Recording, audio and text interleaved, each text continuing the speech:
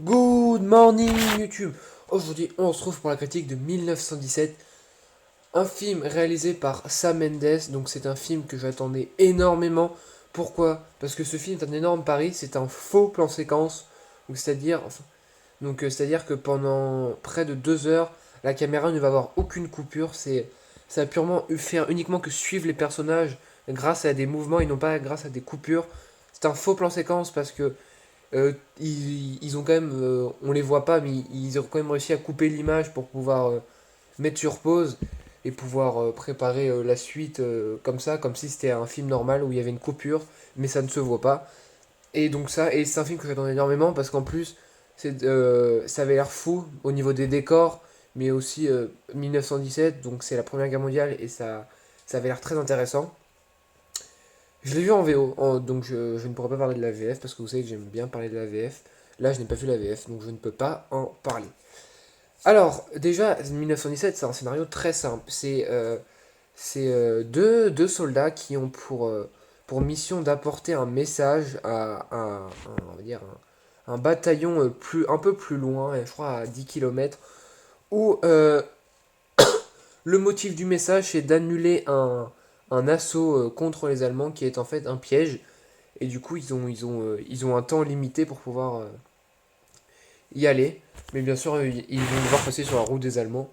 Et ben vraiment, 1917, c'est incroyable. Déjà, le pari du film est clairement réussi. Déjà, les coupures, ça se voit pas. Même, ça marche extrêmement bien. Les plans, c'est pas inutile. Il faut vraiment avoir tout. Il faut vraiment avoir pensé à chaque plan dans un plan séquence d'une heure, de 2 heures même. Et là, vraiment, ça marche à merveille. C'est clair, on comprend où veulent aller les personnages.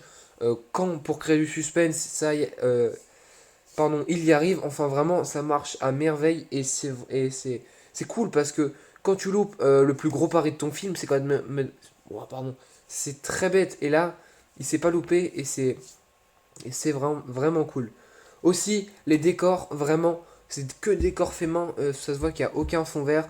Et vraiment, mais les décors sont magnifiques. Vraiment, juste comme ça, au niveau de leur architecture, les détruits, c'est détruit. Des fois, c'est très sombre. C'est du blanc sur du vert et ce genre de choses. Les décors sont extrêmement jolis. Surtout la scène de nuit, donc je ne dirai rien.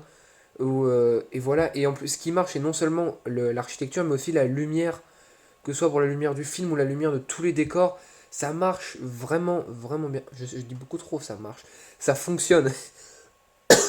Et, euh, et ça rend encore plus le plan séquence et le film en général immersif.